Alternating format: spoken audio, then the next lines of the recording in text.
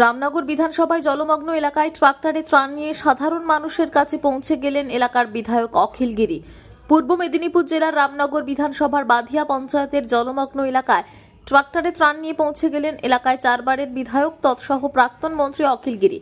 সঙ্গে উপস্থিত ছিলেন রামনগর 1 নম্বর ব্লকের কিষাণ ও ক্ষেত মজুর মোর্চার সভাপতি বিশ্বরঞ্জন মিশ্র। উপস্থিত ছিলেন রামনগর 1 নম্বর তৃণমূল কংগ্রেসের সহ সভাপতি বিশ্বজিৎ জানা সহ এলাকার সদস্যা, পঞ্চায়েত সমিতির মেম্বার ও আরো অন্যান্য নেতৃত্ববৃন্দ।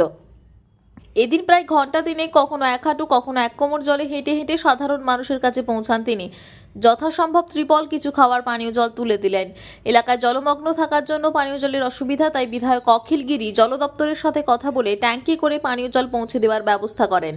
বলেন, যেখানে জলস্তর খুব কম সেখানে জল পৌঁছে দেওয়া হচ্ছে, যেখানে জলস্তর বেশি ট্রাক্টরে করে পানীয় জল পৌঁছে দেওয়া হবে।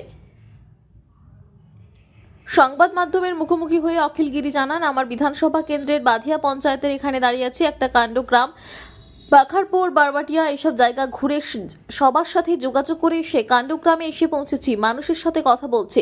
অসুবিধা তেমন কিছু নেই, অসুবিধাই শুধু জলের, বৃষ্টির জলের বন্যা হয় না, এই অতিরিক্ত জলে বন্যা হয়। বছরে এই 4-5টি মৌজা অতিরিক্ত জলে প্লাবিত হয়। ধান, খড়ি সহ বহু কিছু নষ্ট হয়েছে। এখানে রাস্তাঘাট উঁচু করা দরকার। জলে একটু নেমেছে, রাজ্য সরকার পাশে থেকে সাহায্য করছে।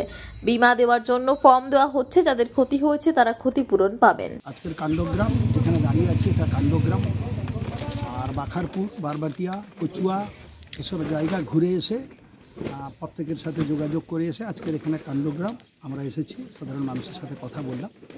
এদের অসুবিধা তেমন কিছু নেই, অসুবিধাটা হচ্ছে জল নিকাশি। জলটা প্রতি বছর যারা এই যে বৃষ্টির জলে তো বন্যা হয় না বাধিয়া অঞ্চল, তাতে এই যে অতিরিক্ত জল ছেড়েছে ডিবিসি থেকে, পঞ্চায়েত থেকে, মাইথন থেকে, ঝাড়খণ্ড সরকার, তাতে আমাদের এই এলাকার এই 4টে মৌজা, আমার বিধানসভায় 4-5টে মৌজা প্রতি বছরই প্লাবিত হয়।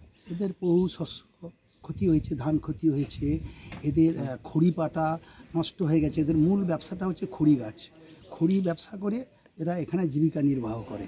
তাই এখানে আরও কিছু রাস্তাঘাট করা দরকার, এখানে রাস্তাঘাট উঁচু করা দরকার, এখানে আরও জল নিকাশির ব্যবস্থা, এবং এটা অতিরিক্তভাবে ঝাড়খণ্ড গভর্নমেন্ট এটা আমাদের ডিবিসি থেকে জল ছেড়েছিল বলেই এই জায়গাটা আজকে প্লাবিত হয়েছে।